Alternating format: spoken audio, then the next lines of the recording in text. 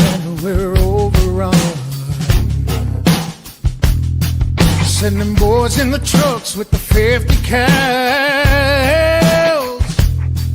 Tell every swinging neck, bring extra rounds.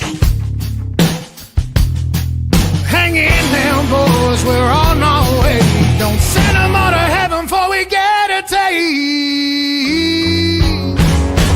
Whoa, cry havoc, let's slip the doors away.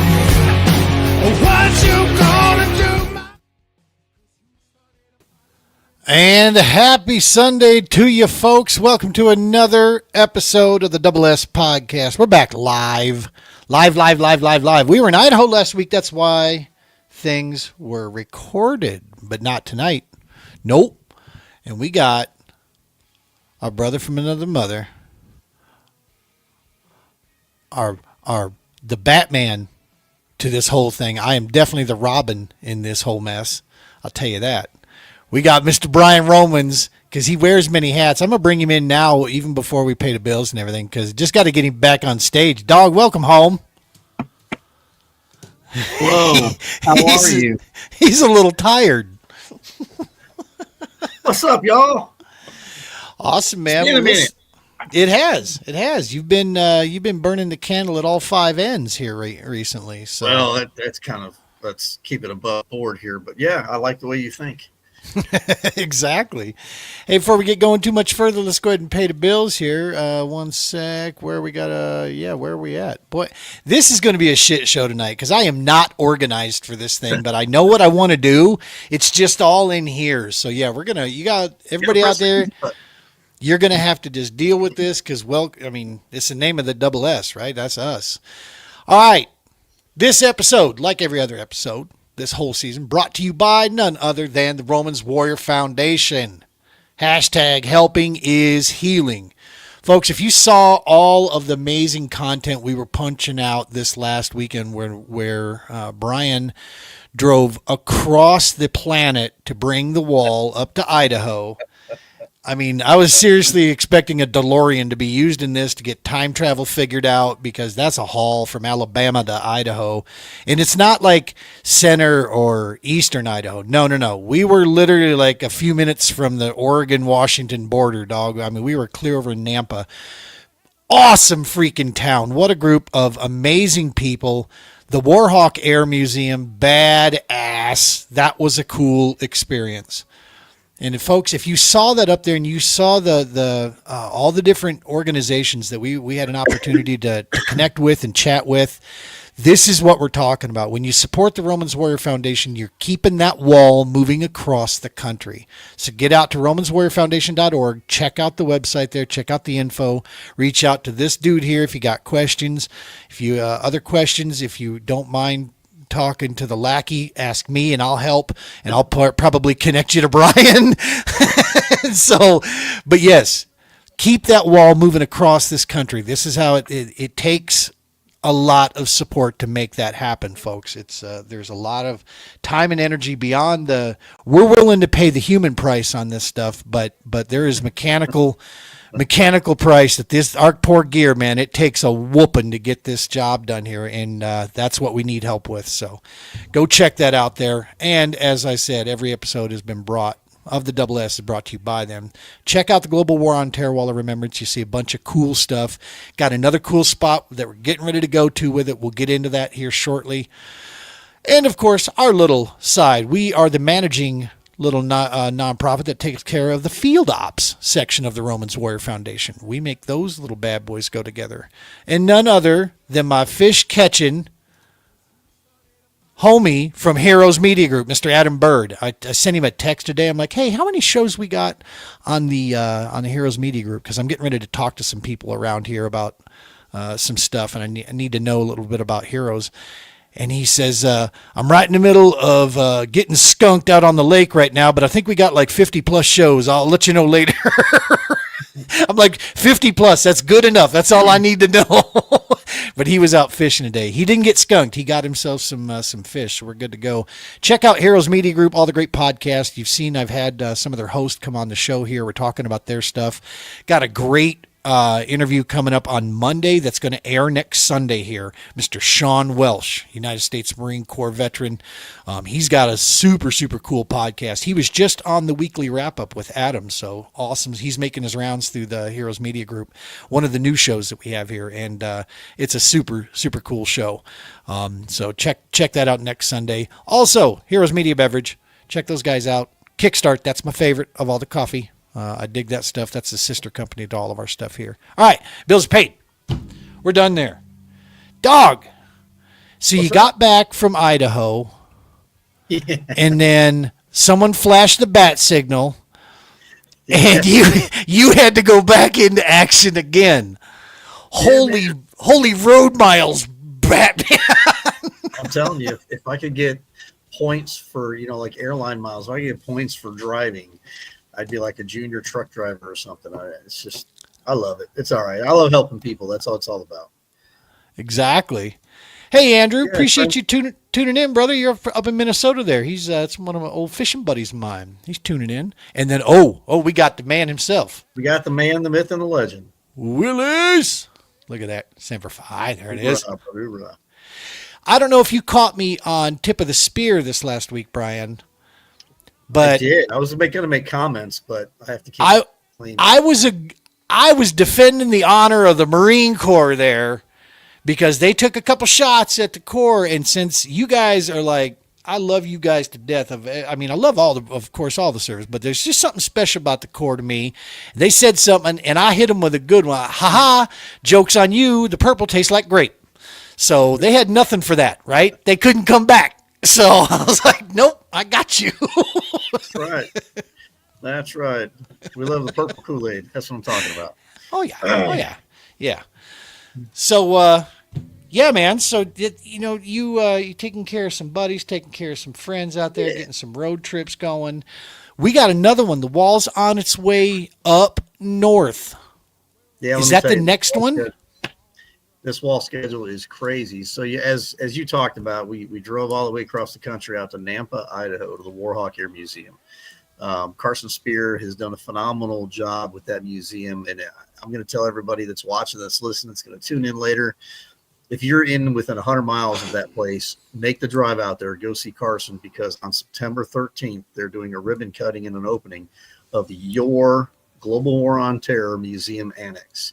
And when you walk in that hangar bay and you see the A-10 sitting there and you see the Humvee sitting there, and it's got the names, I'm not going to spoil it, but it does have the names of 2 KIA emblazed on the bulletproof glass there. And then you walk in and you see the memorial that they have put together with the actions and events that took place on 9/11. And you hear the media streaming in the background, and then you see the big murals. And then you're going to walk across the A-10 hangar to where they have the individual cabinets of our generation's veterans and their gear that they had over there. And the coolest and funniest thing that was in this thing, and you guys that have deployed, please understand why this is funny to me. And I thought it was literally the coolest thing out of everything in the cabinet. They've got weapons in there, they've got their medals in there, but they had the yellow Garmin E-Trex in there that we all got issued. We got it before we went into Afghanistan. And it was just the funniest thing that it was like that right there. It instantly came back and, hey. So, yeah, we went to Nampa. We drove home. And amazingly, we only popped one tire on the way there. It was once we got into Idaho, which was pretty crazy because that trailer hasn't moved in a year. Well, in about 9 months.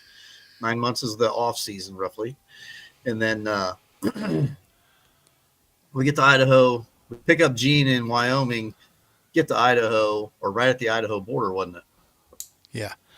No, it was in, actually it was right around there. Cause that's where you guys were in front of us. We just kept, moving through cause you had us beat there. Chugging along. And then we linked up, and lo and behold, there was a black Raven somewhere that came and got us a flat tire. And then, at the gas station. At the gas station. Yeah. Yeah. And, so we popped in there and we did our bad event. luck bastards. We got to see a really awesome, correct me if I'm wrong, it was a P-51 and an F-35 doing a tribute flight, which you guys should have seen those videos. I thought it was, but it was the 42, I think, the P-42 or the P-47, one of those two. It was not the 51. I thought it was the 51. I think it was 47. I think it was 47. Yeah.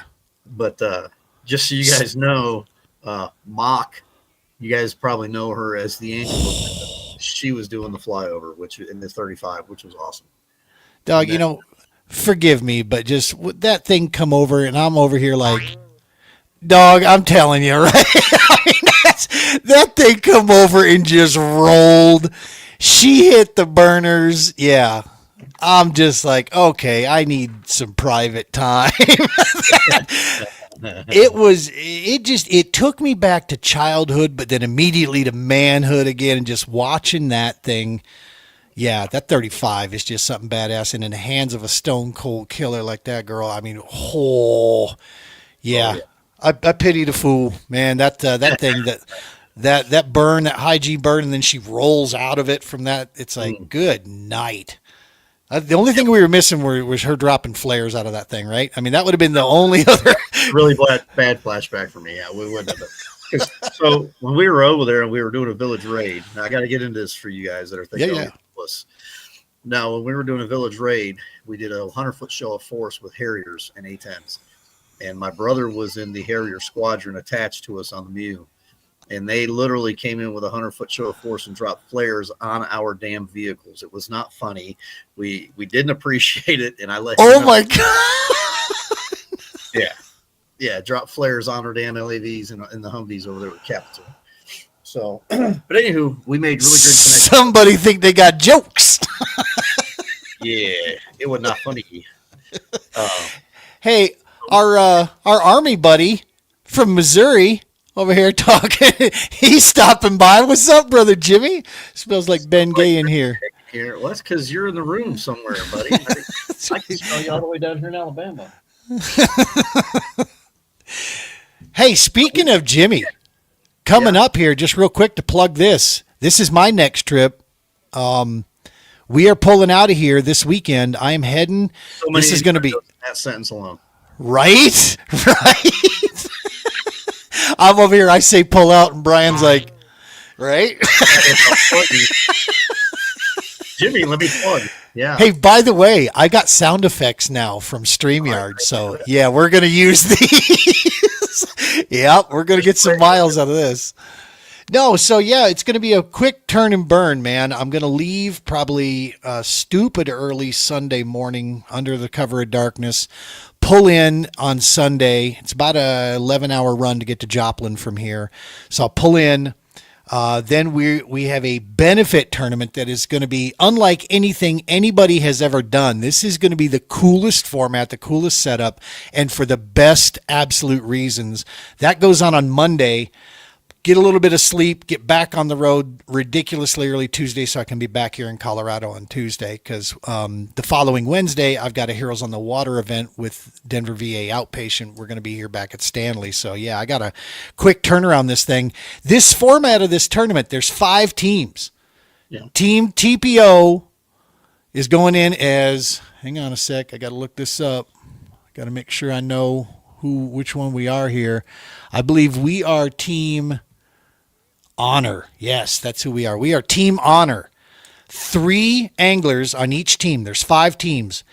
Yeah. Each team represents a nominated and random draw veteran. We're fishing for that vet is what we're doing. It's going to be a relay style. So there'll be no more than 5 anglers at a time on the water. They'll fish for 3 hours. When they come back, when that angler comes back in, the next angler goes out. And we're going to relay this thing. And at the end of the day, some vet, whichever team wins, the vet that team represents is going to win a fully decked out from Bud's Baits out of Joplin and New Canoe, a fully rigged out New Canoe kayak, brand new with the gear they need to get out fishing and do this for themselves. Yeah, dude. It's to me, I'm like, now that I'll travel for, that I'll compete for. Now you got me back interested in it. So. Heck yeah, man. And Burgess is already talking smack. He's like, we're going to take that. I'm like, no, dog, I'm coming into your own backyard, and we're about to take it to you. We're coming in hot for sure. That's the deal. So that's my next trip. But you're about to, after all this road trip, and you got another one that you're heading off to. Where are you going? Yeah, we're going up to Whitechapel Memorial Cemetery. That's going to be September. And sorry, I'm getting notifications like you do now, and it's distracting. Um, so yeah, we're going up to the Whitechapel. They're doing a Patriots race every September. They do a Patriots race, and the way this Memorial Cemetery is set up, they actually have monuments and statues set up for the different veterans generations, right? So they've got the polar bears from World War One that actually crossed over from Alaska into Russia. They've got a World War One monument, World War Two monument, and last year I believe it was, according to if I got my notes right, they just unveiled the GWAT Memorial. So Nice. we're going to be set up on the main row where all these patriots and veterans are going to come in and do this vet race, and they're going to be able to see the Global War on Terror Wall of Remembrance set up. So we'll be able to help, hopefully, just as many, if not more so, than we did up in Idaho, with some healing and helping them realize that their brothers and sisters have not been forgotten that are upon that wall. And in addition to that, a little fun part of that. Aside from their Patriots run, if running is fun for you, which if it is, I have some mental health professionals that I can refer you to. But so our buddies Steven Cochran and Sal Gonzalez are going to be up there hitting the six strings, sharing some stories behind the music and the music behind the stories. And they've got a special guest going to be up there, local talent, Billy Gunther. That's going to share the stage with them. So the way that usually works, folks, is they do what's called like a writer's round, if you will. So they'll get up there, all three of them on stage, and they'll start feeding off of each other's laughter and jokes and insults and stories. And then when they get done telling a story and telling several jokes, then they'll play a song and they'll back each other's song. So it's a really cool environment that they get into. And what that does by no design actually is that helps break those walls down that we have as alpha males and vets. So, or alpha personalities, let me be politically correct, and veterans. So it's going to be a really good time, a really good event. We're there from I had a notebook. I don't know where it went. I want to say we're there from the 4th or the 5th through the 7th. And then we get to pack up and go to Alton, Illinois, at the amphitheater there in Alton for a 4-day event. And we'll be down there with a wall, some static displays.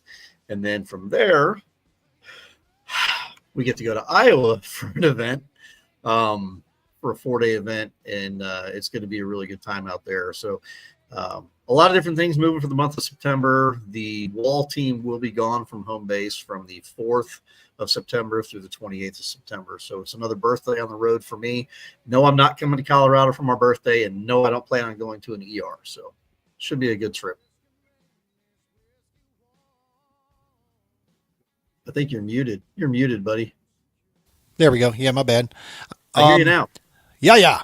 No, this is no shit. This is what I was talking about at the beginning, folks. When you start to see how much, when this season kicks off and when these festivals start going, there's no break on this equipment. And as much as I would sit here and love to tell you we're all running 2025, 1-ton pickups down the highway, that's just not the case. We all of us are running, like us. They're older. They a little squeaky here and there. But you know what? They get the job done, and this equipment that we have out here, it depends on a little bit of TLC to get down the road. So folks, your support of the Romans Warrior Foundation, your organization support, we have some really cool opportunities for businesses that would like to help us keep the GWAT wall moving around the country. We can, obviously it's not an advertisement, right? We can't say that because if you start getting into advertising, well, now it's not a donation. But I'll tell you what, people sure do like to hear about organizations that make it possible, and we have no problem with letting people know who those organizations are that help us get down the road.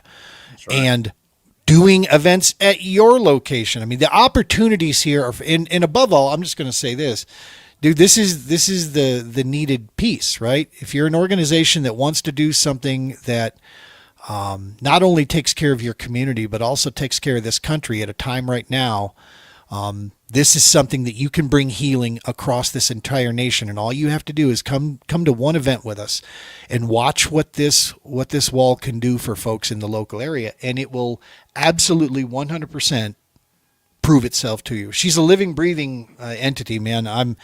Brian told me that for a couple of years, and it wasn't until that night in Joplin that I spent the night with, on security duty, watching that thing that. I have no problem telling you, and I don't need an "I love me" jacket. That wall spoke to me, dude. I'm getting goosebumps remembering that right now. As God is my witness, and on my two kids, it is alive. There is something there. There are spirits that are attached to that wall, and it speaks to you. And I watched a name jump out and grab a brother. The last time we're there, I was looking up names for him on the other side, and all of a sudden he turns to his right and goes, "Oh my God." And he points right to this name in the middle of one of those panels and goes, "Travis." Dude, he gives me a story about this guy. Yeah. And I said, that's funny you say that, man. I was like, and what I just watched here, Brian has told me about this, that every now and again when you're standing next to it, a certain name will come out of nowhere and it reaches out to you and it talks to you. And I mean, that's real, right? Oh yeah. It's a real situation. That memorial is very, very powerful out there and what it can do for folks. So yeah, check out RomansWarriorFoundation.org. That's the main point of where I'm going with this whole thing. Speaking of Joplin, we got Jimmy, Brian, book Joplin for next year, September 11th. Anything's possible, right? It is possible. And that's the most requested date. And I'll have to look at the calendar, Jimmy, because I think that one's already been taken again.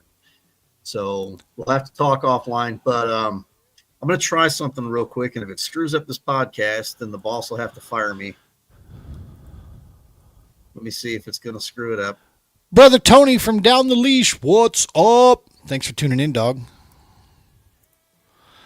And we got somebody from YouTube here. Don't know who it is. A living, breathing entity. I don't know if she breathes, but it is most certainly, it speaks to you for sure, brother. I'll give you that. And never forget, you know that. That's our whole purpose out here. We won't let people forget the names on that wall. So the big thing is, I don't know how to do this. Just trying to present. Oh, I see it. You want that added to the stage. Yeah. Here it comes. Yeah. Up there. All right, so folks, this is what you see when you go down the road. Now, obviously, you can see what's inside that trailer, what's being carried in there. That's what your wall kind of looks like, right? And I'm going to share with you while I'm talking about that. I'm going to look up another scene. So when we go through here, what Gene is talking about is this living, breathing memorial wall that you have. And this next picture, well, here you go. This right here is the people that we saw up there in Idaho. And you got a lot of people coming through and being able to look through the wall and being able to try to find names where we help them locate their names. And then you come through and it pulls at you, like Jesus saying. It literally calls out to you. And one of the most honorable things that we can do is help you find a name and watch you explain to your younger generations what that individual meant to you. This particular picture, this was somebody she had a romance with while they were in high school. And she was so moved by his serving our country that she wanted to tell her, she has told her daughter all about him. And now she's being able to put that name, the face to the name, so to speak, if you understand that metaphor when it comes to this. And she's just, hey, this is who I've been talking about all these years. This is what he did for our country. I'm going to try to find that one that we had talked about a lot, Gene. You might have it there. The two families in Alton, or Marion, rather.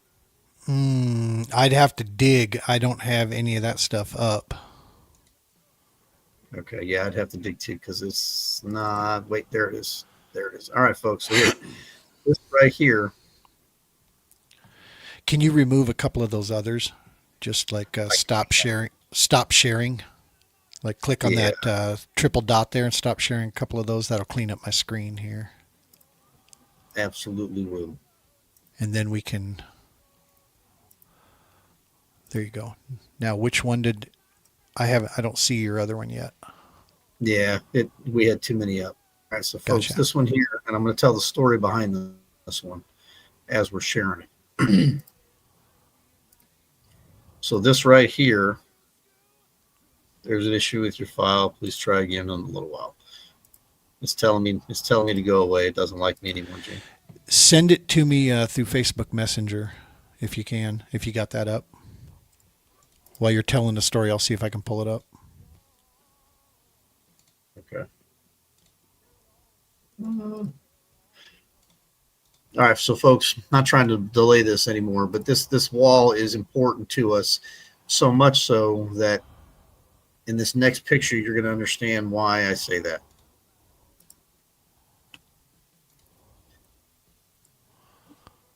It's kind of We're crazy working that you out. think that I'm Live show better at work, multi. man.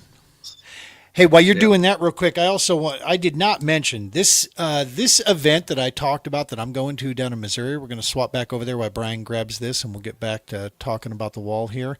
But this event that we're going to is the Heartland Patriots Festival that's going on. It's a week-long deal that's going on through the week of 9/11 here.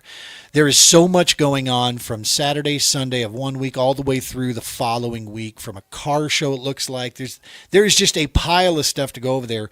But right at the heart of it, our own Jimmy Burgess here in Heartland Canine for Vets. They have been so instrumental in making this whole thing happen. Jimmy is a rock star. Jimmy is continuing to just dedicate his life to serving others around him.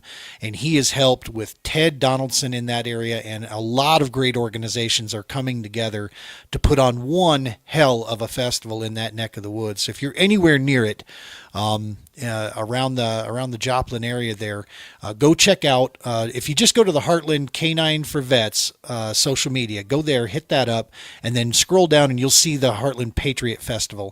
They have their own Facebook that you can get to, but you can check out all the great stuff there. And I just wanted to make sure to mention that. Okay, so I see what you got here. Let me download these real quick. Download and then download. So while Gene's downloading that, we talked about the importance of having our veteran singer-songwriters out there with us. Stephen Cochran and I served in Afghanistan together, and we both lost a young man we call the Gentle Giant, Corporal Ronald Payne Jr. He's on panel 25 of the Generation 2 wall. And every stop, I get to tell his story. So when we help an individual or a family member find their name on this memorial wall, we receive those stories. It's our job to continue telling those stories to keep their legacies alive. So what you see in this picture is to see a young man. I was helping him find some names. To the right of that young man is a woman and her daughter. And as I was helping him find names, Mike Gasparini, our other buddy, was helping her find a name. And as you see, she puts her hand on a name.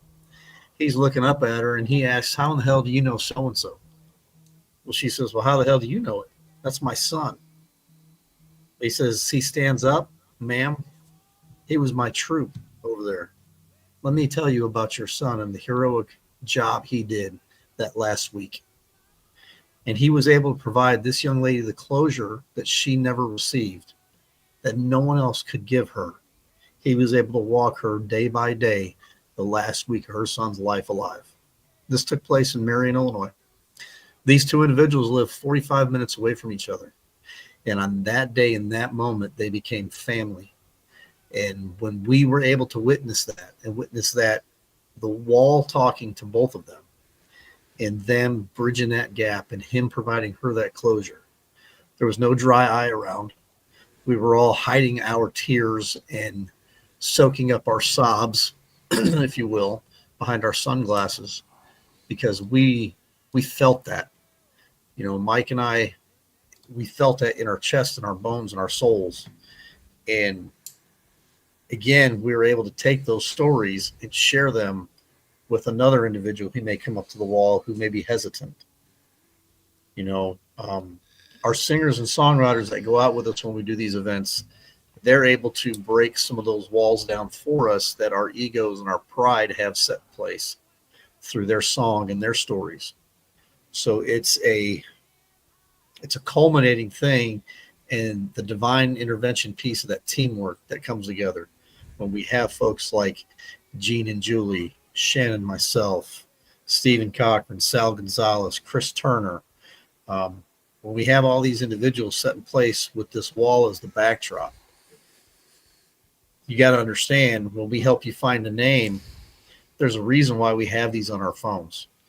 We don't have it advertised. We don't have a tablet out there. We don't have a book that's a locator. We walk you back through and reintroduce you to your loved one, your brother, your sister that you served in arms with. And then once we help you find that name, we take a step back and we go into an overwatch position to make sure that you understand you're not ripping that Band-Aid off on your own. We're right there with you, shoulder to shoulder. We're walking through that emotional door with you. And what it does, Gene, and I don't remember if I think you were helping somebody else on Saturday, but Ken, I'll use his first name, Ken, when he walked up and he told me his duty at Dover and his assignment was for a year.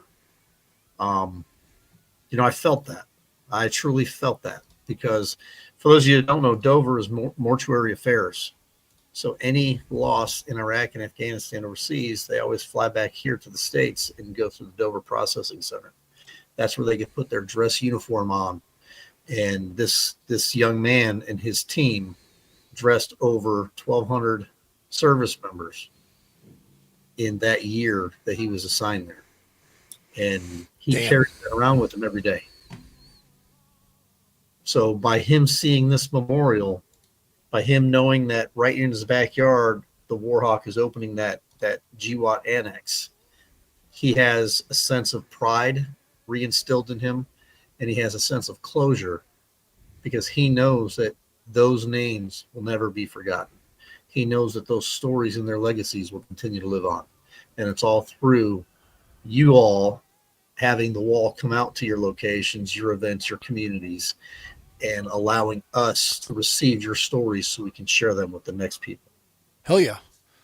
Yeah, man. And everything you just, one of the proudest moments that I have each time we go to one of these is, I've learned all of this from you. I watch how you interact, and I pick up from this, because I'm not a veteran. I did not serve in combat. So as much as my heart wants to understand more, I can't, right? But I can absolutely appreciate, and I can, carry empathy with me enough and respect enough of what's going on when I'm helping someone. So what I do now is, when someone asks me for a name, I ask them, are you ready to go find them? Just to make sure that they're ready to go. And if they, I've gotten issues, I've had responses of people like, hell yeah, all the way up to a big sigh going, yes.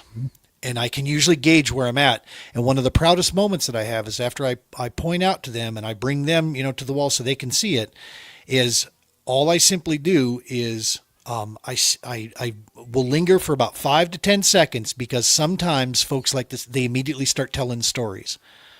And I want to hear the stories about this person, because I'm going to repeat that story to somebody else in just a short, period of time, because that's what we're here to do, is keep these stories alive, keep the memories rolling. But if they don't do that, if I can tell that it's hitting them, I step back and I let them know I'm going to be right back here if you need anything, right behind you. And I just step back and kind of give them some space there for that. And it's an honor, man, to do something like that, because like I said, as much as I want to, I know I can't get there, but I can certainly do at least a small piece, on the backside. But yeah, dude, right. It's the bottom line, folks. I'm telling you right now, this thing is an important piece. What Warhawk is doing by opening a GWAT, you would think that there were GWAT displays all over this country. But I'm telling you right now, if you watch me on social media, you know that anywhere my wife and I go, we like to check out museums, and we go to these places, and anything, especially associated with service members around when we go on birthday vacations, anything, we find these places because that's what we want to go to.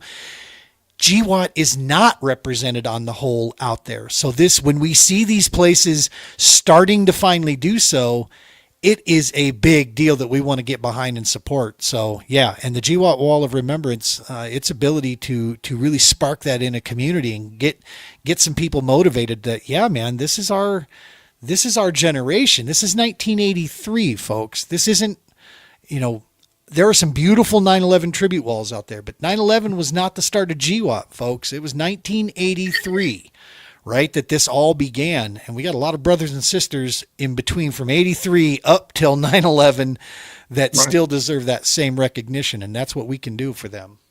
I mean, you got a whole generation that was born into a conflict that don't even realize it. Yeah. I mean, we see it every time when they go through the education piece. They're like, oh, that happened or this happened, and it's just like when our brothers and sisters we met up there from IW in Boise, right there. Yes. Right? They're Reverend Warriors. They were sitting there. They had their booth next to us, and immediately we just started giving each other hell because that's what we do. And it was funny banter back and forth, and I'm still proud that they've got that Vietnam veteran that's walking with them on their hikes and leading their chapter. He's very spry too. I'll tell you, he's spry old fella. No, ladies and gentlemen, he's a GWAT vet. We just pick on him because he looks older than dirt. But somebody asked him up there. They're like, "So you were in Nam, right?" He's like, "No." So of course we had to carry that forward. But they had this young lady up there, folks, and she's staring at the wall for like 4.5, 5 hours. And then I think it was John that finally said, they can find the names that you're looking for.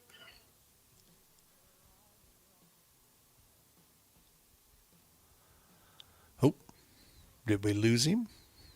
We got a rough connection. Hopefully he didn't lose his laptop there. Are we losing internet? Was that you? Nope, there you are. There you are. Now you're back. It was me. So anyway, you're back. She had a couple names that she wanted to find, and that reaction that Gene just talked about. John asked me to look up a name, and we're all smiling and giving each other hell as I'm looking up the name, and that very solemn look come over my face. And I looked at her and I said, "Are you ready to be reintroduced to your troop?" And she said, "What?" And then it hit her, and you saw the tears. And then she was able to see and feel his name. And then that's when it really made that impact. Yeah. And it made the impact to her, to John, and to myself. And then I stepped away because John was there. They had that bond. And she come back by and she goes, "I've been staring at that damn wall all day. And until that moment, I was fine. Until that moment, I wasn't fine. But you guys helped me make it fine." Good. It's a very emotional and moving thing that we need, folks. Okay. Next year is a big year. This traveling memorial. Thank you to JR and Nichols and Derek Hendershot for taking the original version around for so many years. But next year is the 10th anniversary of our GWAT traveling memorial. Okay.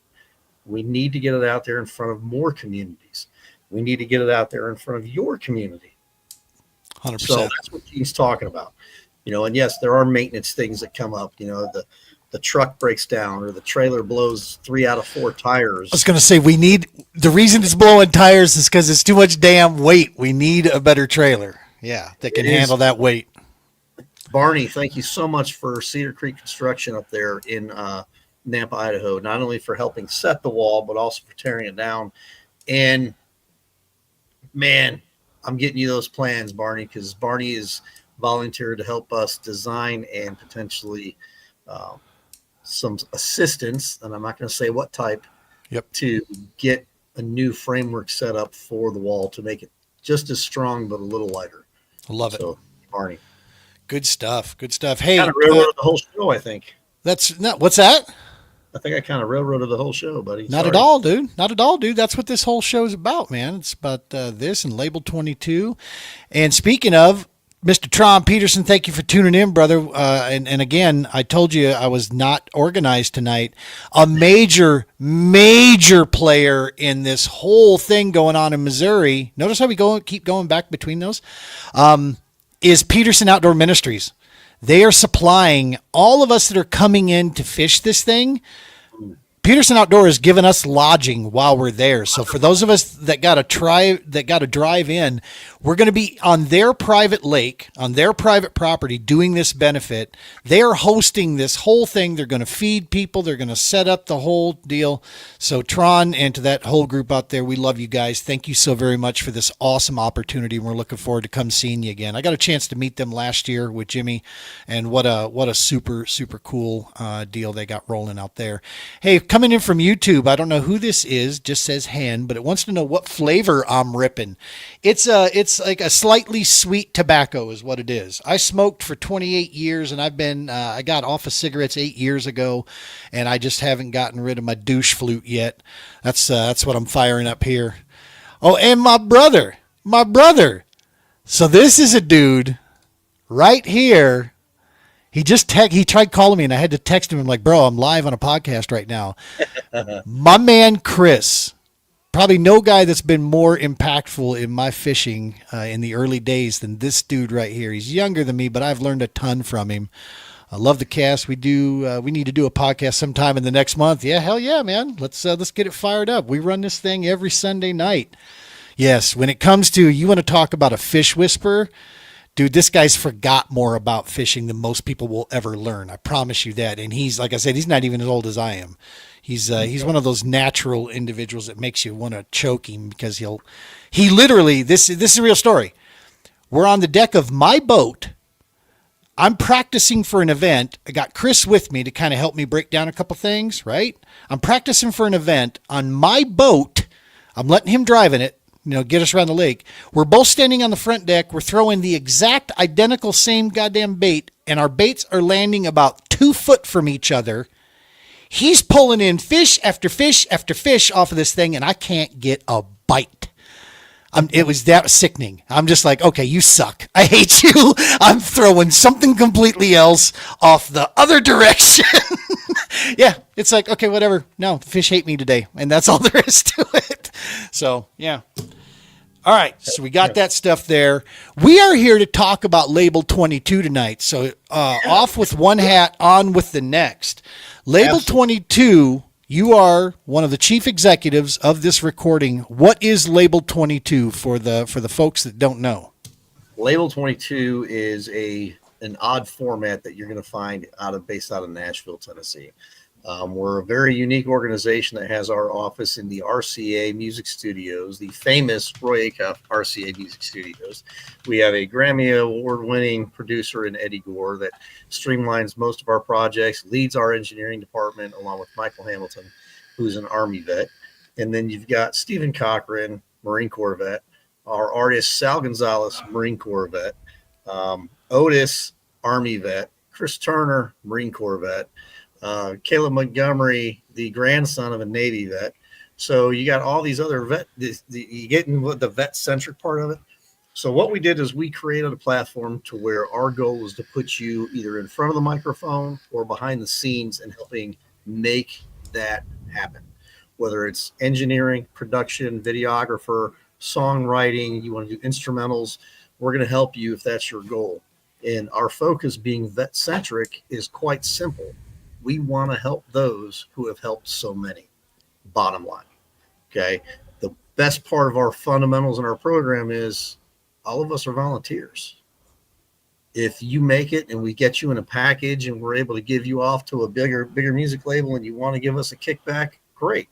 If not, cool. We know that in our hearts, we did the right thing by helping you get to that next level. Steven's got this great thing that he come up with. You're not your landing page, but we're your launching pad. And that's what we want to do. We want to help launch those careers.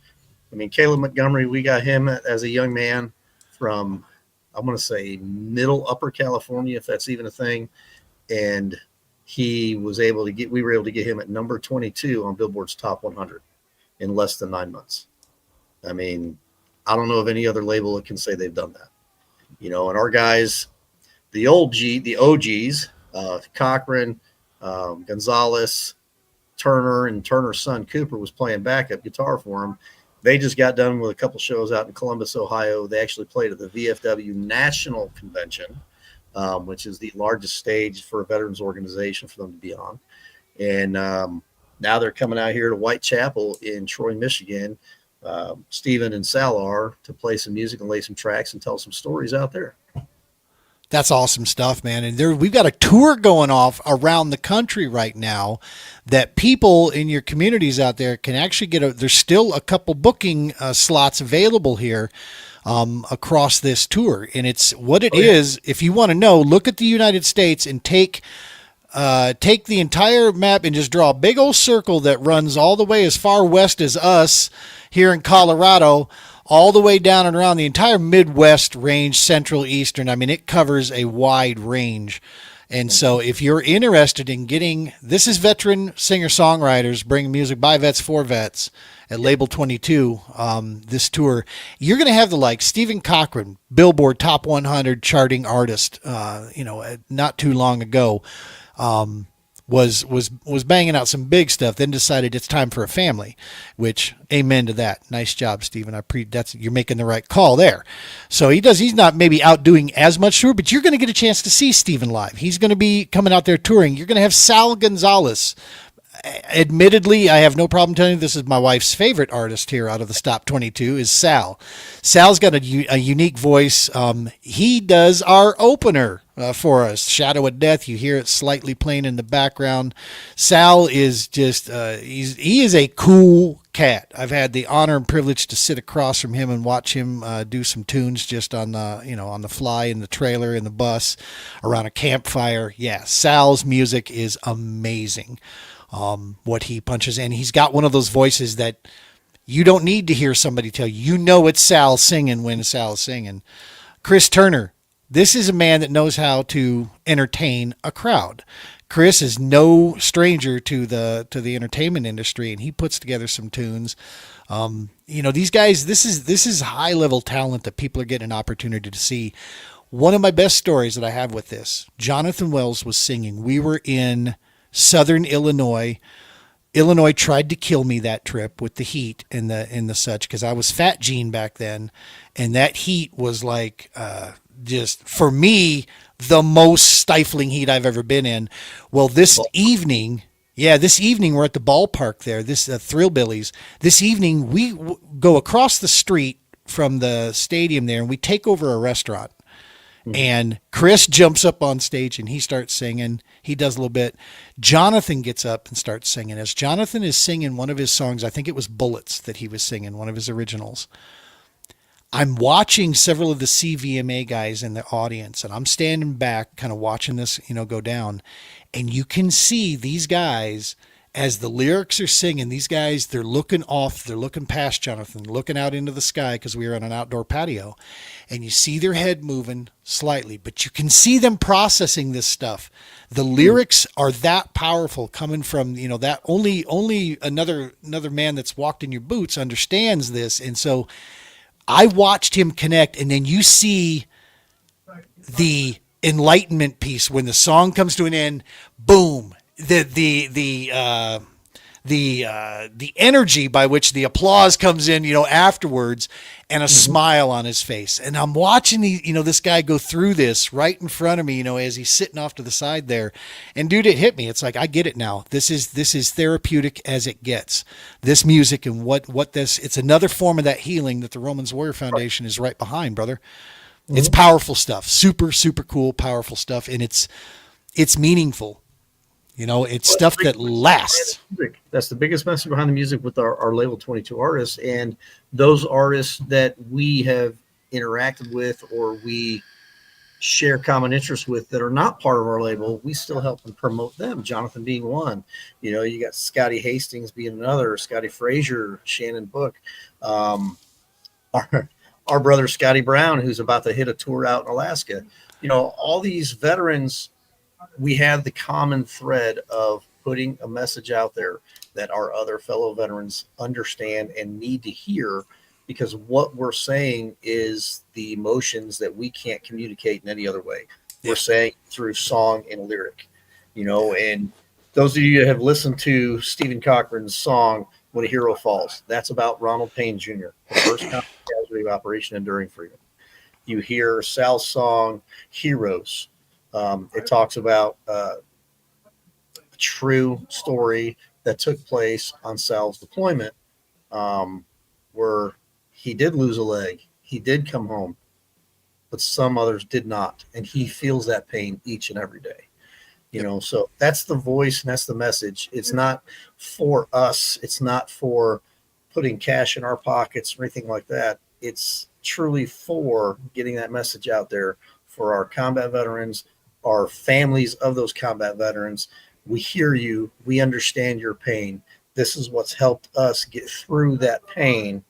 And now we're not on the other side of it by no means, but we're working every damn day to get there. We're not looking for that perfection, but we're looking for that progress towards that perfection. And that's what each and every one of us get up and grind every day. And these gentlemen on this label, and this, we have a young lady that we recently signed as well, who's prodigy of a veteran family. Our goal is just that. We're not looking for that perfection, but by God, we're going to get up and give you 110% of progress for that day. And then tomorrow is another damn day that we're going to do the same thing. So it's the mission behind the music, I guess, is the best way to put it. Hell yeah. Let's see here. What do we have? I'm on our Facebook page here. There it is. There it is. Tour route. Yep. So this is 2026, folks. And you see, we've spared no expense for the highest graphic design artist that we could find at our price range. That is who we used.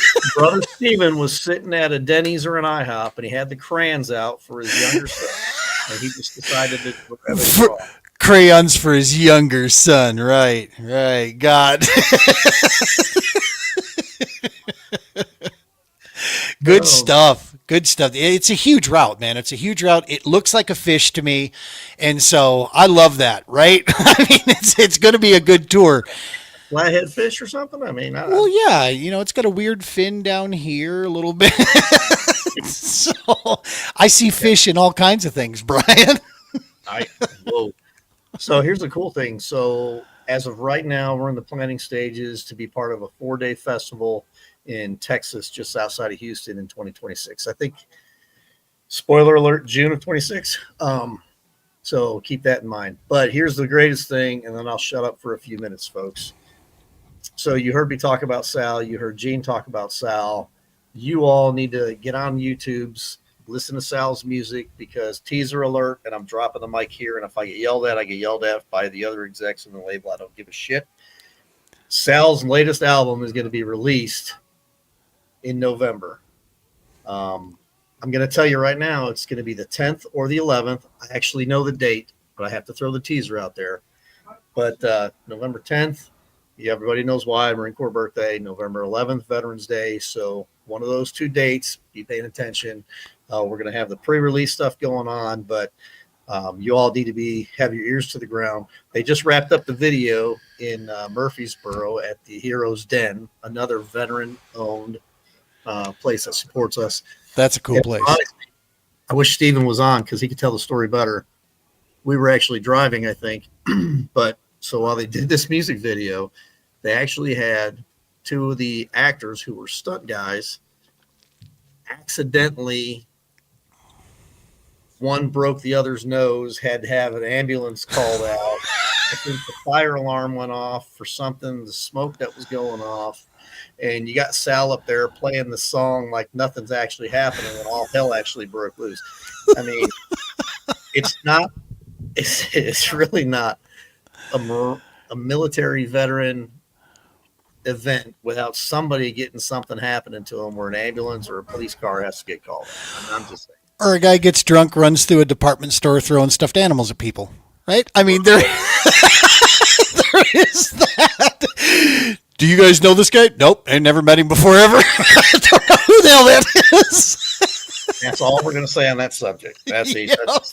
That's it. Oh my God, that was like something right out of a movie. It's fun watching him get tased and tackled by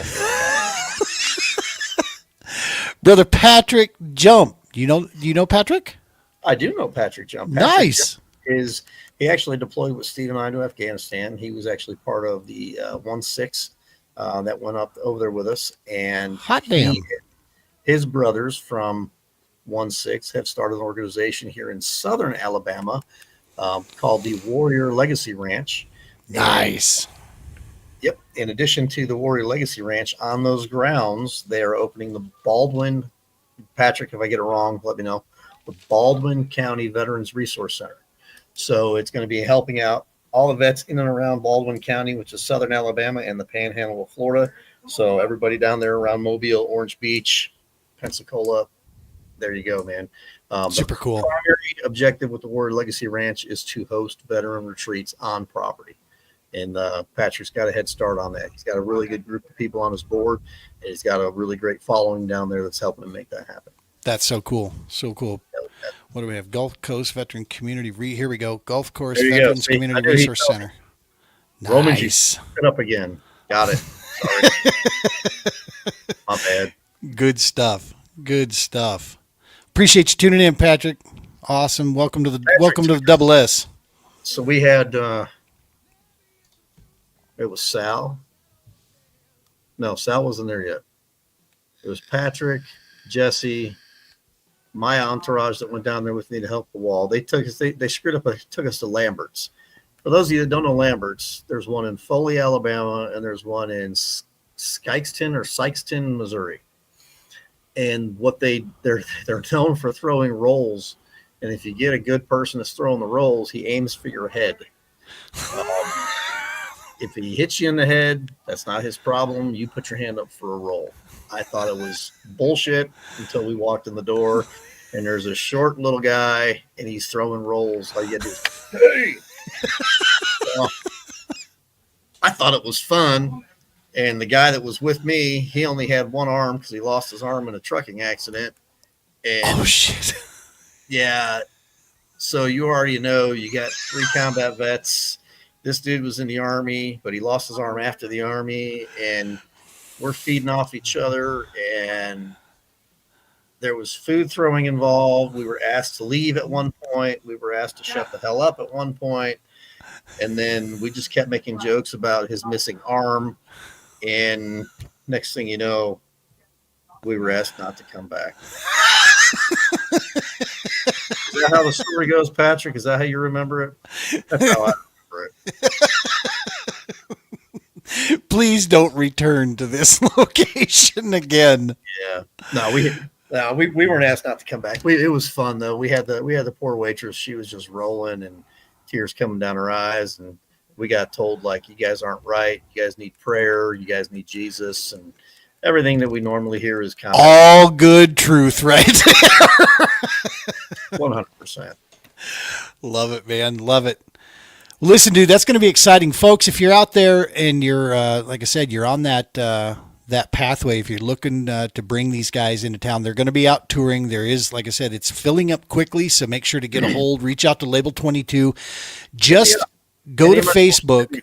Yeah, DM us here. We'll get you in contact with Brian. If you want to go to Facebook and just type in the search Label 22 Recording, and it'll take you right to their site. You'll get their page, and then you can reach out from there as well. You'll see where their such is at. All their information out there. Label 22 Records. Super cool stuff. Dog, you ready to switch gears and jump into a couple things? You got a few minutes to hang out? Yeah. Cool. Been calling me his bed. Patrick says, such a great night, really great example of civilians not understanding veterans. Yes, sir. Indeed. Yeah, man, I find that it was strange as I'm not a vet, but how I grew up, where I grew up, my dark humor, where it goes, I think that was the bread breaking of why I knew, yes, this is the group I need to work with, because I get them, dog, because we're sharing humor. I see when they say something that other people are like, oh my God, I'm in tears over here laughing because like, I get it. I know what you mean by that. And so, yeah, it's I've enjoyed that, and I can pick it out of a crowd. I now know it's like, oh, we got a civvy over here who's not going to get that joke whatsoever. I better do some damage control real quick. Anytime someone wants to come to a certain event, I have to kind of look at them a little bit and like, will you be okay or will you not be okay? Show me on the bear where the bad words hurt you. Exactly. Exactly. Love it. Well, cool, man. Yeah, so there's a lot of stuff going on, folks. Opportunities for volunteering, they're out there. Opportunities to help connect. Here's a great way you can help us. If you're not in a financial position to help the Romans Warrior Foundation, a great way you can help is likes, subscribes, share the podcast, share our information on social media. You just never know who we're going to come in contact with through those shares, man. It's a huge help for us.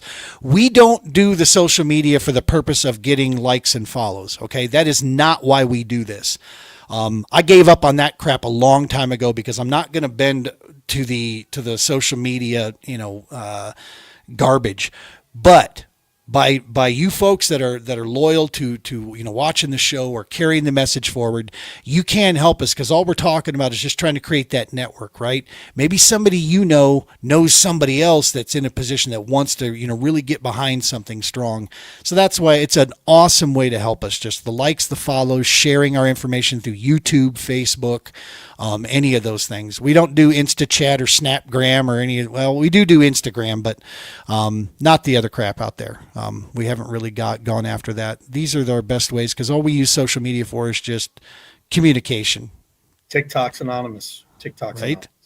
I got the greatest excuse on TikTok. My wife has government security clearance through her job, and TikTok is not allowed on the phone. So, dog, I mean, I got to follow rules. So, darn it. Before we jump on the other thing, yeah. Shout-outs real quick. Big shout out to Patriot Tire there in where were we at? Was that in Idaho or was that in Utah, Wyoming? I think Patriot Tire was in Utah. We had our blowouts. They were able to hook us up with some pretty cool tires. Army veteran family owned and operated. Appreciate them going in. And then if you're in the Missouri area on what was that 76 that comes through there, I think. I don't think it wasn't 80. It was coming from 80 down south. 70 is the main one that runs through it, but 70 runs east and west just like 80, but I think it was like a 76 or a 29, something like that. You need to go check out the Missouri National Veterans Museum. Oh. They have a 100% replica of the Vietnam Wall set in place.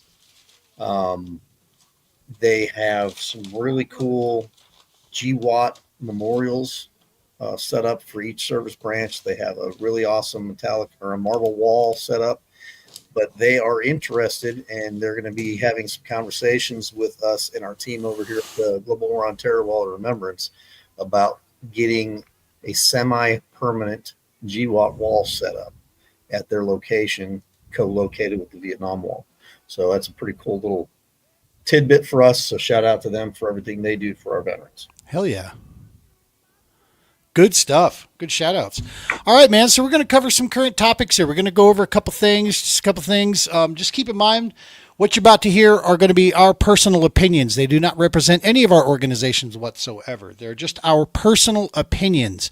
And we're not holding back, right? I'm just going to, like, when I give people my opinion, I love people on both sides of the fence. I have no affiliation to a person. I don't hold politicians at a high regard at all. Matter of fact, the best men and women that I have met, I've met while in the serving those who have served, and I would follow them any day of the week over the clowns that we have from the highest POTUS position to the lowliest position. I do not put those people above others. So just wanted to make sure and preface that. But in the meantime, we're going to touch some current events here, Rich, and we're going to get a little downrange on a couple of these things.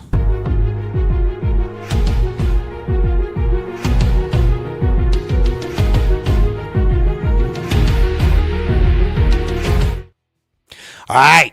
So the first and foremost, heart, thoughts, prayers, positive vibes, greatest condolences to the parents. I can't even begin to wrap my brains around the Minneapolis situation.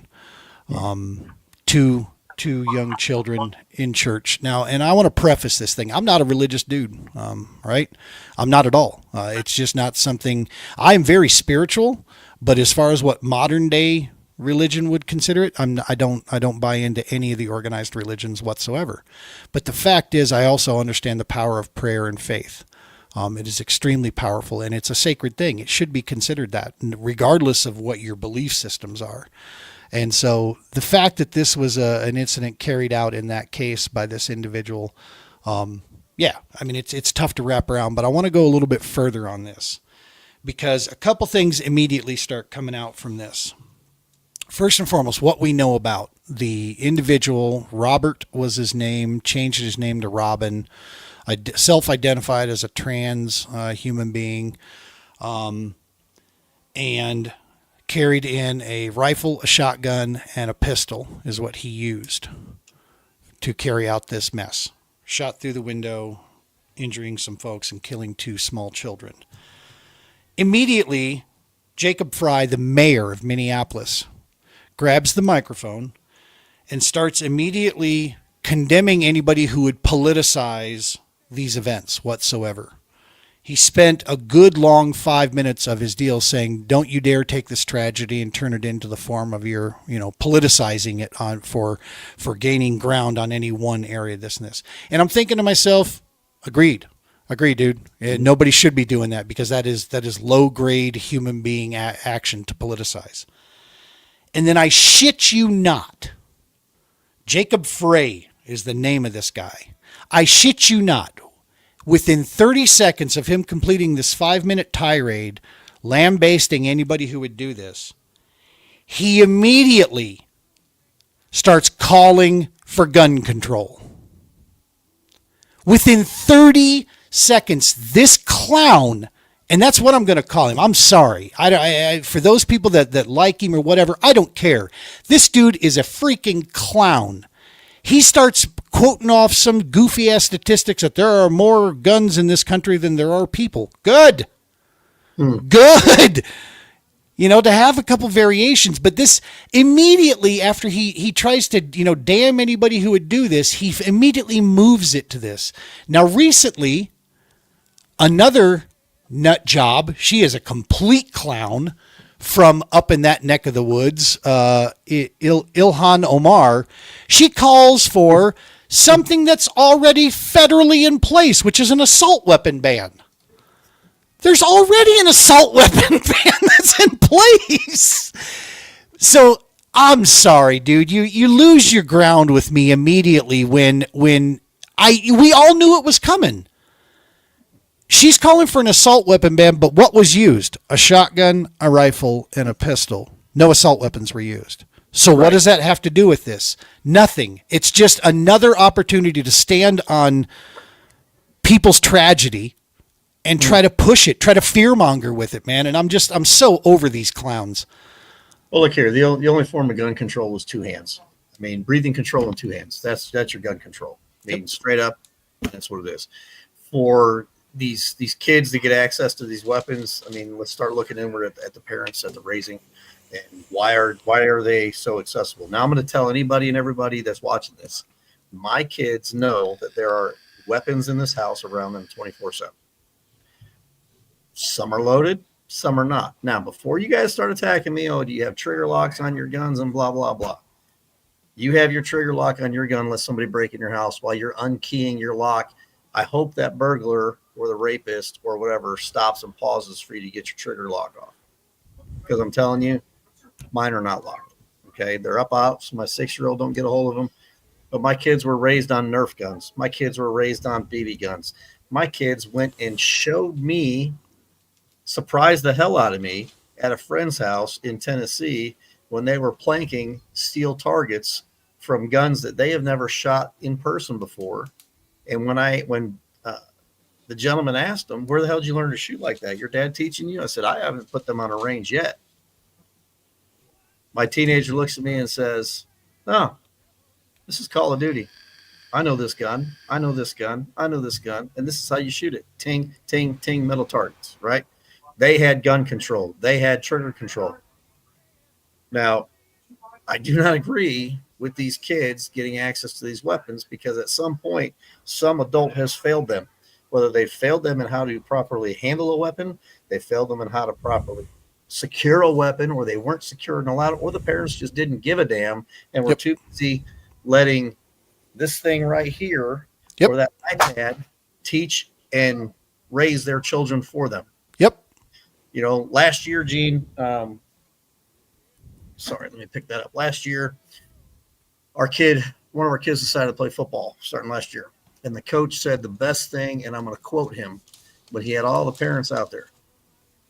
If you do not want to raise your child, we will raise them for you. Do not come at us when we have to raise your child because your life is too busy or your phones are too programmed for you to raise your child. I love it. Good coach. Good coach. Absolutely good coach. Yep. Also, yeah, I agree with you. And don't sit down on some political box and sit there and say, don't politicize this, because what are you doing when you say that as a politician? The minute those words come out of your mouth, you're politicizing. The only thing you should say is our hearts and prayers go out for the families of the fallen and the children who witnessed this tragedy. End statement. That's it. Yeah. Don't say another damn word. This is what we're going to do to help them. Period. And I'm telling you what this continues to go to, and I'm not even going to get into the whole trans side of things. Okay, that's going to be a different show because I have a very, very harsh, opinionated view about that situation that is not driven by religion whatsoever. It's driven by what I believe are the facts that are in front of us that we're seeing. And make no mistake, I would consider myself an ally to the gay community because I think they should absolutely 100% be able to marry each other. I could care less. That's a state contract. Now, if you have a religion that doesn't like that, I also say you have the right to have your church not provide that because that's your religious freedom.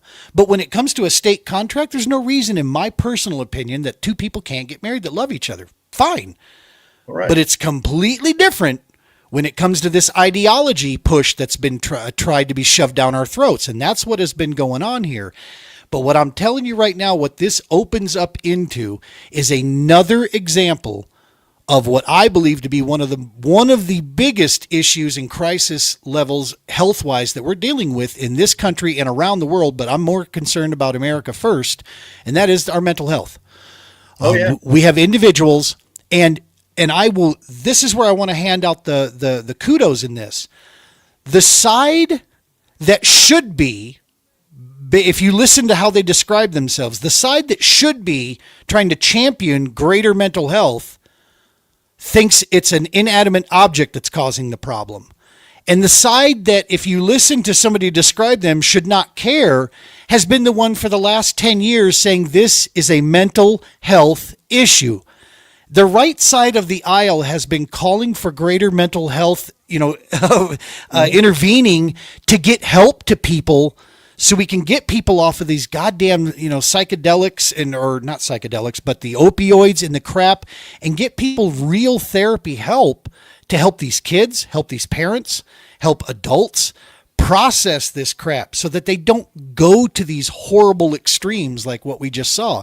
Because I am 100% convinced through and through, no question whatsoever in my mind, the person that perpetrated that piece of shit that took his own life afterwards to not face justice was absolutely 100% mentally incapacitated in his brain. Something was not screwed on straight.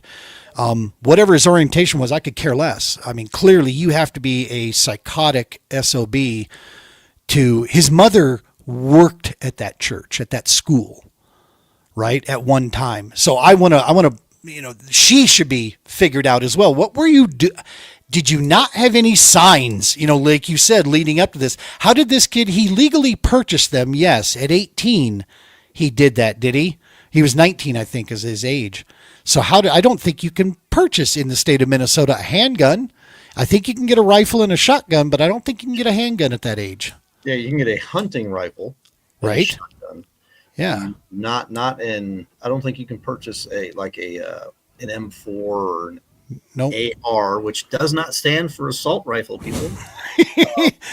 Well, and it should be also known, Minnesota has extremely stringent gun laws. Remember, this is the state that because a guy had a BB gun under his seat, their Supreme Court ruled that if you drive your car on a highway, the inside of your car is public domain now and can be searched without warrant.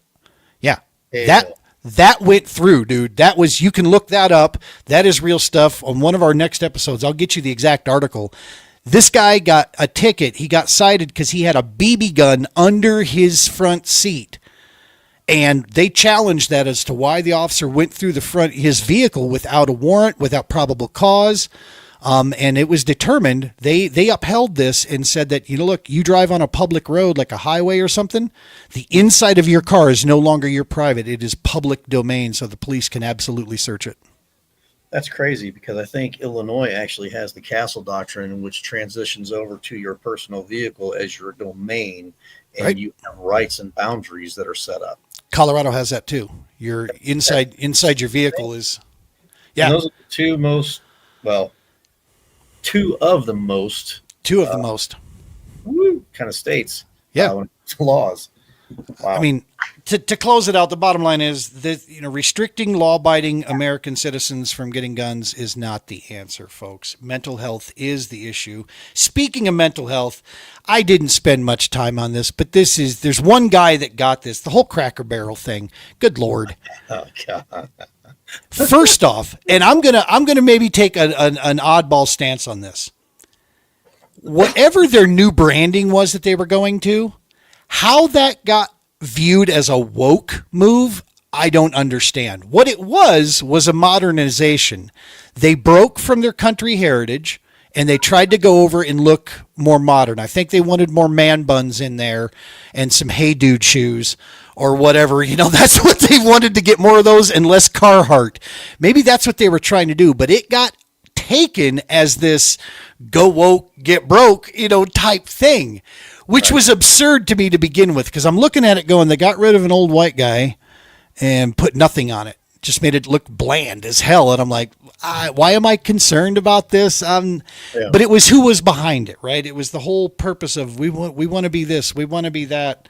There was one guy that got it, and he did it. Normally I cringe when I see his tweets, and that was our president.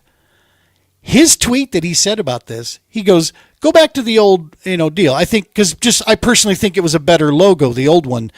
But if Cracker Barrel's smart, you just got some of the most free advertising press that you could have asked for. He's the only guy that got going, hey, you did a cool job. Now go back to the old one so you make everybody happy again and capitalize the hell out of this advertising. And I'm like, you think the businessman stopped thinking? Nah, president's still watching. Well, I mean, what if it was all a hoax just to get free advertising? Because negative attention is still attention, right? Yep. We learned that from, I hate to say it, from like animal people that raise animals and whatnot, right? You got the dog that's part of the abusive family, gets kicked all the time. Well, that dog craves that after a while because negative attention is still attention, right?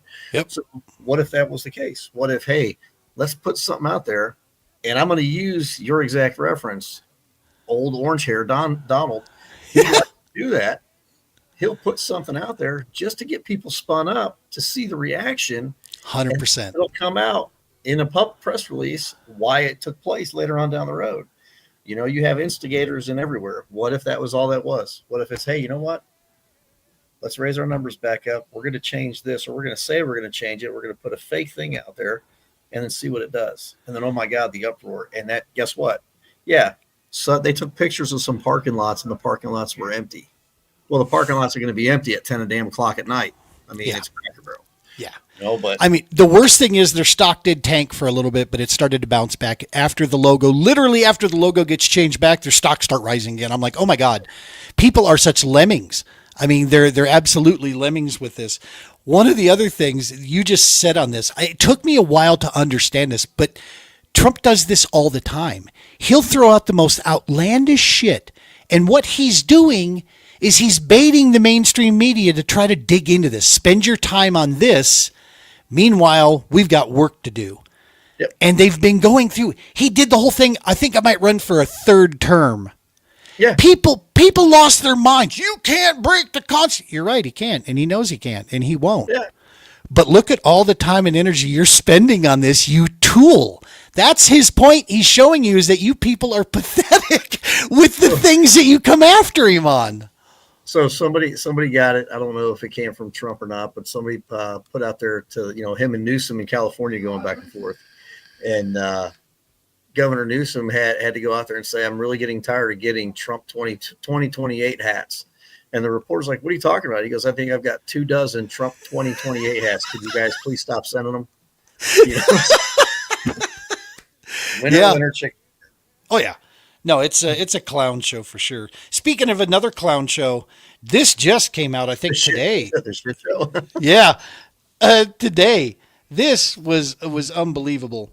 The mayor of Chicago has now just issued some sort of protect Chicago Protection Act Oh because yeah, he's worried about the National Guard being sent in to clean up his shitstorm that he has there.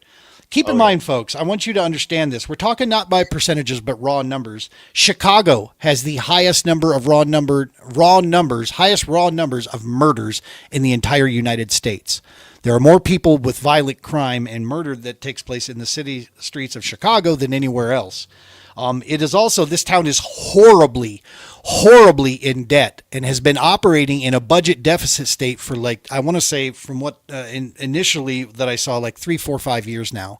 They continue to spend more than what they have. And a large portion of that, no surprise, is on people that are not citizens of the United States of America, that probably should have never been brought in here in the first place, or actually should have been brought through the proper channels to get them to become citizens, to become contributing members of our society. They're on that list.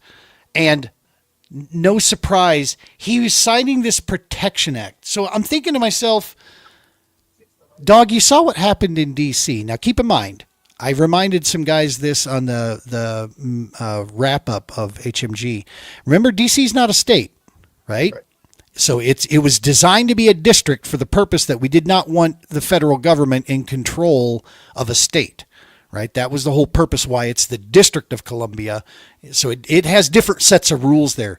But you can't argue with what the Guard and what they've done there, man. They have cleaned up in a short period of time. They've made some amazing steps forward to try to get to the point where people could actually walk those streets again without worry getting mugged and everything else. And so what is it that, I just don't understand how people get behind this, because they claim one thing about our federal government, that it's breaking down our constitution. No, it's not. Everything that has been done is getting upheld in the Supreme Court. It's the idiots that are suing, that are using bought judges, that if you can't see that stuff, I just don't understand how you can't see these things. I'm not pro this guy, pro that guy. I'm just a guy looking at things from the outside going, well, this makes pretty damn simple sense to me, man. And so, yeah, I don't know. What the hell is this mayor? I mean, it's all political. It got to be political games, right? If Trump comes up with it, it's got to be a bad thing. The orange man bad syndrome seems to be. Yeah. I mean, somebody actually, I think it is called the Trump syndrome. Yeah. Where if he says something, it's automatically the negative thing, and I think there was a parody out there actually, Gene, where somebody was going on the streets and asking people, hey, if Trump runs in 2028, are you going to vote for him or the other guy? And there was this one lady, she was from Canada, not even an American citizen, not a United States citizen, a Canadian citizen, said, well, I'll vote for the other person. Well, why? Because it's not Trump. Are you kidding me?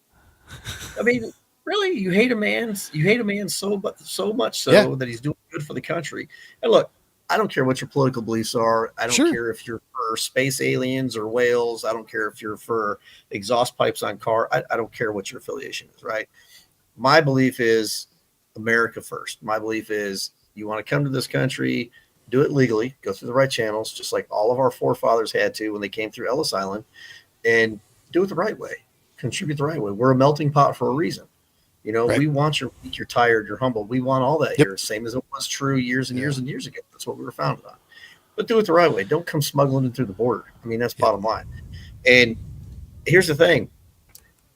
That Chicago mayor, if I'm not mistaken, tried quoting Bessemer, Alabama, as the true murder capital of the nation.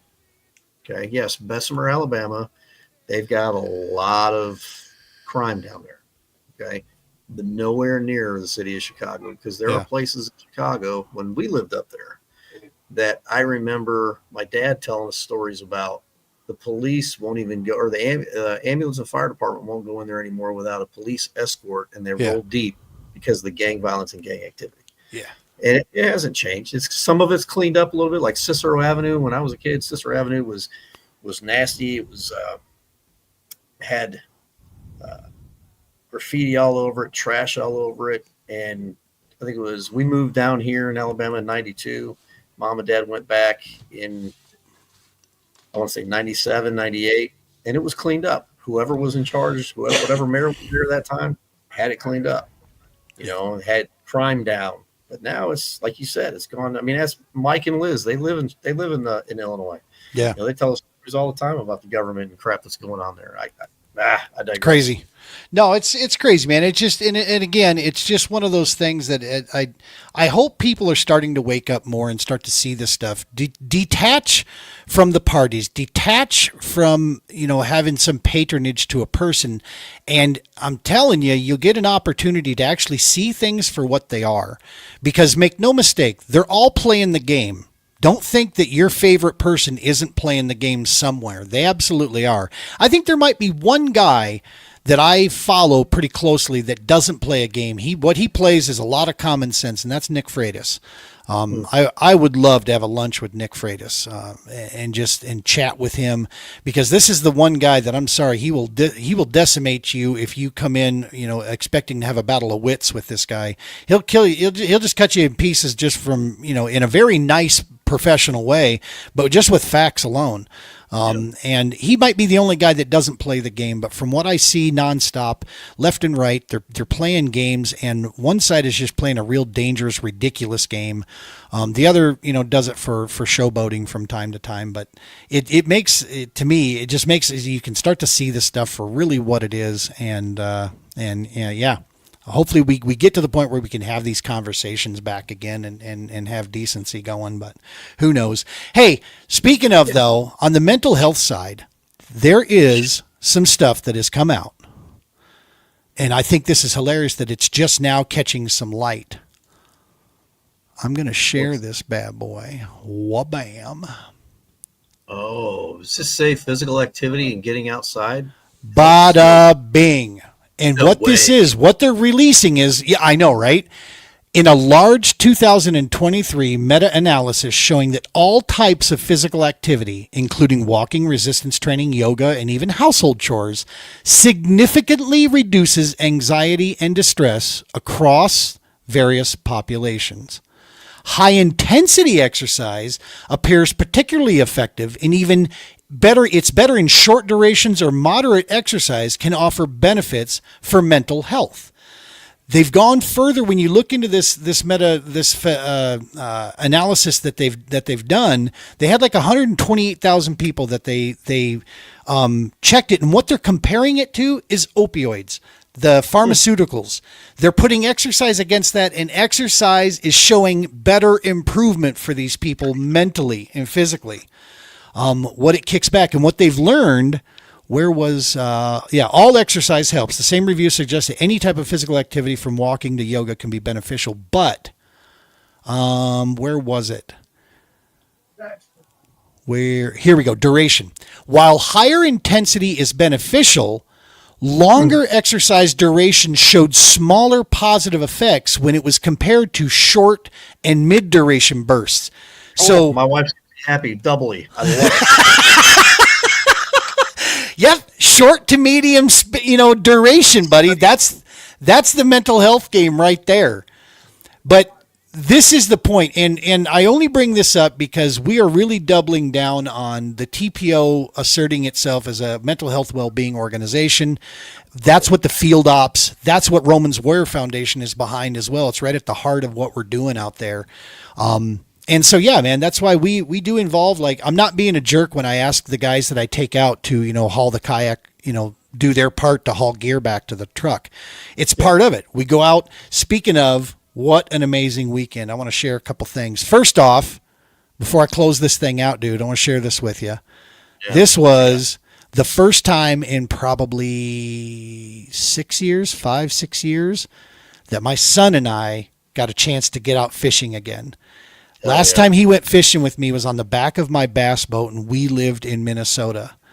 And this was he and I out on the lake. We were heading back in.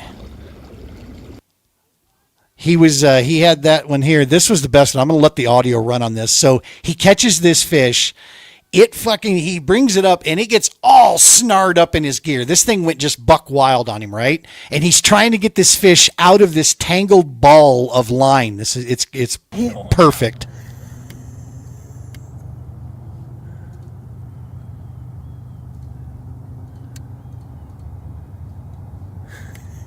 Dude, he straight wrapped himself. He's over there, fucking thing is all fucking. Yep, you're gonna need pliers for this one. Had him tethered off with me, but that was me just taking a little minute to be a little personal on there. That was awesome. Next to going out to the range with him, having my almost 23-year-old kid to be able to go out and start fishing with him again. Man, my heart is full. I'll tell you that. Just having that opportunity to be out there with him, I do not take that for granted. I love the kid to death, and it's so cool that he's still willing to hang out with Dad, right? He still wants to go do stuff at the range. He wants to go out fishing.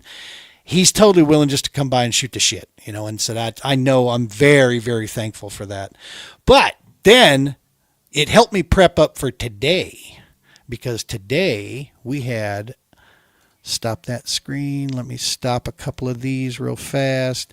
We had a Romans Warrior Foundation Field Ops event put on, managed by the TPO. Where is it? Not that one. It's that one. A returning U.S. Navy vet that we've had a chance to work with for the last 3 years. We finally gave him a day of days. Dude went out here. He smoked me, man. All I caught was babies today. I may or may not have put the schooling on my kid yesterday. I caught quite a few big ones yesterday. It was pretty good. But today was Dan's day, dude. He hit some bigs in this group. Let me go through a couple of these. Good 16 and a half right there. This was hands down the best day Dan's ever had on the water with us. Just some good smallmouth fish coming out of Stanley here. And have him digging his way out. One of the best things was he was trying to get this fish in, and it was a good size. I'm like, you don't want to boat flip that. Get your net. He grabbed that net that he's holding right there, but he grabbed it upside down. So when he put the fish in, the basket folded down on him because it's got a breakaway on it. He just about lost the damn thing. It was awesome. By that point, he had already spanked me, so I'm like, oh, that would have sucked if you'd lost your fish, Dan. Dang, buddy. And we finally got to busting each other's balls this time. He's taken 3 years for us to get to that point, but yeah, he's there. No, man, he had a day, just a day of days, a lot of good fish, and just 3 or 4, a lot of fish that size, that'll 10 to 12 inch. But yeah. We love Dan. He's coming out. He's looking to find ways to get come out and help us with some events as well. Dan never saw combat, but he did serve in the United States Navy. I met him. That dude helped me get these glasses that I'm wearing. He was working at the eye place. And as I do, I start talking to people about what we do, and lo and behold, I find vets, and then I get them fishing. It's that easy. But yeah, and man. You guys need to catch one thing that Gene said. Gene's been working with Dan for 3 years. Yes, sir. Getting them out of the water. So it's not just a one and done. That's not how we do business. We don't do that with any of the projects that we work on. The really cool thing with the field ops and the TPO is when Gene takes you out, generally the first 1 or 2 times it's you and Gene. Maybe one other person, that way you can feel each other out, see if it's going to be right for you. And then lo and behold, this magical thing takes place. When you pull that bastard up and you got that smile and Gene snaps that picture, one, either you say it or Gene says it.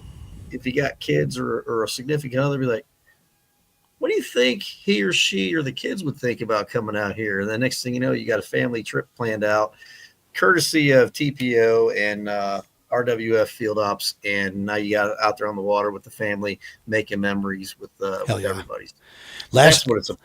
Last year, we had the privilege of taking Dan and his son out. His son, Matisse, had a chance to come out, and his son was so phenomenal with this in the fact that, the outdoors is not his thing per se. Fishing isn't, I should say. It's not probably his number one, but he absolutely was very gracious and thankful for the time that we got a chance to take him out, and we got him on his first bass ever. Matisse caught, and when Matisse raised his hands in the air to yell across to his dad, "Father!" he got his fish, man, and I'm just like, yeah. Those are the cases, and yeah, dude, I tell these guys all the time, bro, is if I got the bandwidth and you want to go once a month or once every 2 weeks, just call me up. Let's figure it out. If I'm available, let's go fishing. I don't care. Obviously, if I get somebody new, everybody that I take out understands that, hey, I'd like to get this new person out here and get them, into the family. But yeah, I'd love to get to the point where we can take multiples. And I even told Dan today, he said his buddy was giving him crap over text. I'm like, well, why is your buddy not out with us? I got kayaks. If it's somebody you want to have here, you've earned that. Tell me, let's get him out here. We're cool with that. It doesn't have to always be, in one side. That's one of the reasons we ask for smaller help, because we don't take the big dollar grant money. We don't go after that says I can only spend it on vets. We believe the whole family and friend circle, your support system serves, and that's who we're going to take care of. So, well, here's the big thing too, folks. When Gene's out there with you fishing, when he was out there with Shannon and I fishing, there's no pressure to talk about a damn thing. No, you don't have to talk about that mental health piece that we were just talking about in the previous segment. You don't have to go through any of that. It's, hey, what do you think about the weather? You think you're going to get some fish today? And if you happen to open that door, yeah, we'll talk with you. But that's not our goal. We're not out there to ask you 20 million questions like the VA does. Nope. We don't offer therapy, right? That's not what we do. But you just spending time out there in the wild and being out there on the kayaks, whatever, it is 100% therapeutic, and it's as much as you want it or as little, right? I mean, it's there for you. And you'll laugh with me or at me, right? One of the two. And you have no pressure to catch fish. Okay. Like Brian, when I took him out, he didn't catch a damn fish, right? Cause he didn't want to. And so, and so as a good guide, I didn't want to load him up with that. I didn't want to catch a damn fish. I just wanted to cruise around on that kayak that I didn't have to paddle. Dude, It was an amazing weekend, but here's something more instrumental. Between you and Shannon, you guys getting excited about being on the water. I was never a water rat. I was never, I didn't care for it because that was never an important thing in our childhood. It was, let's go sledding 4 months out of the year because you had Chicago Lake effect snow. Let's go sledding. Went on a fishing tournament when I was 13 with my brother, and Dad dropped us off, said, here's the money for your entry fee. I'll see you tomorrow. That was it. No guidance, no nothing. That was it. My brother and I figured it out, froze our butts off, caught some fish. And then I go to Alaska and go fishing, which truly hooked me back into it. But then you and Shannon talked me into getting my ass in a kayak. Shannon does now we have fishing kayaks on top of the sit-in ones. Now we have sit-on ones because they're more comfortable. But you guys did that for me. And it's true. Getting on the water is therapeutic. Yeah. Getting outside. This is going to sound gay as all hell.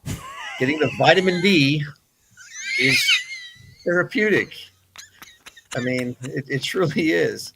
Laugh it up. And Derek knows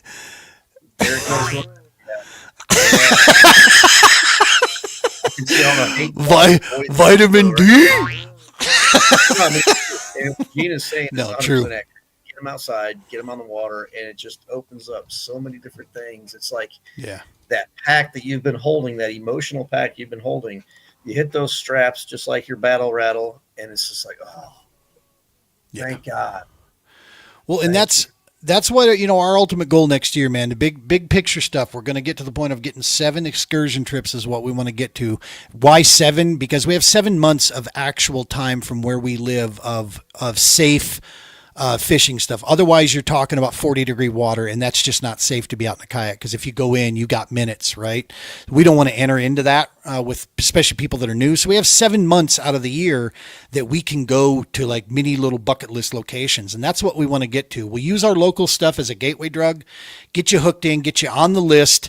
And if kayak fishing's for you, then let's go. Let's go spend 2-3 days. Let's do a long weekend. Let's do, whatever, 3-5 days. And let's go and check out these awesome museums around these places. Go fishing. We will be fishing with a mission, man. It's coming. Well, it's that's on the docket. We're gonna breathe life into that thing. It's gonna happen. A lot of great things coming your way, folks. A lot of great things happening. Hell yeah. All right, brother. I think we did it, man. We burned up a lot of time. We talked about a lot of stuff. We probably pissed a couple people off, but I made a few people laugh along the way. I think Here, job done. The hurt feelings reports are in the mail. Just I make sure you spell your name 100% incorrectly when you send your email so I can get them to you. But truly and honestly, if you got an issue with something we said, that's the beauty part about this podcast. It is the shit show. All right, we're unfiltered, we're raw, we're real, and we want to hear your opinion, even if you disagree with us, especially if you disagree with us. Tell us why we're wrong. Show us why we're wrong, and we'll hear you out. It's not. I was going to say that's where you get to see that you can disagree with respect still, right? Yeah, I disagree with Gene telling me I've got small man syndrome in places, but we're still friends. It's great. Hey, man, we made it to the end. Here, I've been waiting to use this one. Thank you. There, golf clap. Awesome, folks. Make sure to smash that subscribe button. Get out, check out Romans Warrior Foundation. Check out Label 22. These are two organizations you want to get behind. You want to be a part of. There's a lot of good stuff that can come from this, and you truly, I'm just going to throw that. If you want to do something that means a damn, that lasts well beyond our days and time, supporting the Romans Warrior Foundation is the way you do that. I'm telling you that right now, because the impact that this leaves across this country and the healing that it brings is something that you can't measure that, right? It's powerful stuff. I'm damn proud to be a part of it. Proud to call you a family member. You're not even a friend anymore, dude. I'm the weird uncle that comes in the middle of the night and says, "Shitter's full." You are that weird uncle. Because you're younger than me, so what the hell were mom and dad doing? You like to know. I am the mailman. If they get divorced, are they still cousins? All right, we've done enough. Love you, dude. You take care. Safe travels. If I don't talk to you beforehand, anything we can do from range, let me know. And you're heading north. I'm heading south. So we got the country covered there, and we'll be out repping it up, folks. We love you. Check out Heroes Media Group. Smash a subscribe for us on the Double S or True Patriot Outfitters. Either way, go give some likes on Roman Warrior Foundation, Label 22, all that good stuff. Peace. Hair grease. Right, you get to do it. What's the end? Well, which one? Because they're never the same except for that one saying. Hey, folks, like Gene said, we love you. Go out there and give a like, comment, share, add, post, all that good stuff with Label 22, Global War on Terror, Wall of Remembrance, Romans Warrior Foundation, True Patriot Outfitters, Romans Warrior Field Ops. Give some love back into the Heroes Media Group. Hit that Double S podcast out there on YouTube.